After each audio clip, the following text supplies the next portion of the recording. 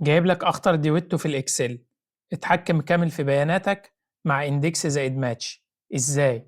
يعني انا مثلا لو انا عندي جدول شكل ده كده، في اسم العميل والمنطقه وصافي المبيعات والمندوب، تمام. عايز انا اجي هنا اغير اسم العميل، يجيب لي اسم المندوب بتاعه والمنطقه والماركه اللي شغال فيها كده مع اي واحد بقى. يلا مع بعض نعملها النهارده. اول حاجه هنيجي نعمل اسم العميل دي قائمه منسدله. هنعملها ازاي؟ على قائمه داتا فاليديشن هيظهر لنا الويندو دي، تمام. هنختار منها ليست ونحدد على اسم العمود كامل كقائمه منسدله. انتر. اوكي.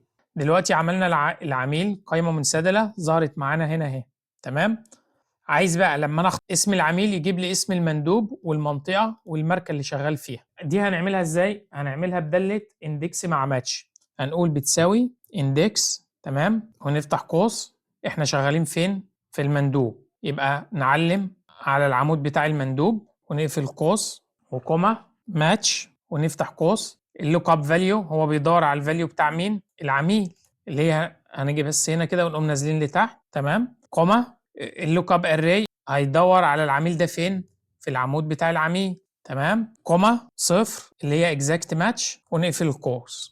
اوكي، يبقى كده لما اخترت اسم العميل غير لي معاه اسم المندوب. محمود سالم مثلا، فين محمود سالم؟ محمود سالم المندوب بتاعه نور، او محمود سالم المندوب نور. طب انا عايز المنطقه بنفس الفكره.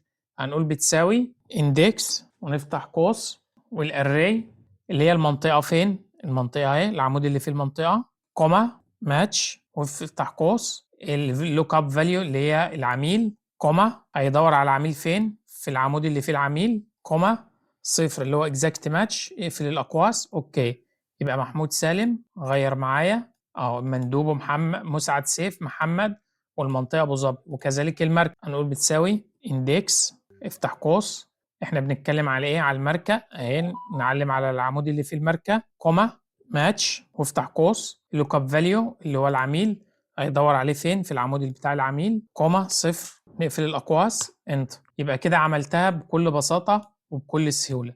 اغير اسم العميل يغير معايا كل بياناته. اندكس مع داله ماتش ممكن تخلينا نستغنى مع دالات الفي لوك اب والاتش لوك اب والاكس لوك اب نهائي، لانها ديناميكيه اكتر منهم. عايزك تجربها وتعملها عندك وتعرفني في التعليقات ظبطت معاك ولا لا. ولو ما ظبطتش معاك سيب لي تعليق، ولو ظبطت معاك اعمل شير علشان غيرك يستفاد. ما تنساش تتابعنا وتعمل شير ولايك وسبسكرايب علشان يوصلك كل جديد.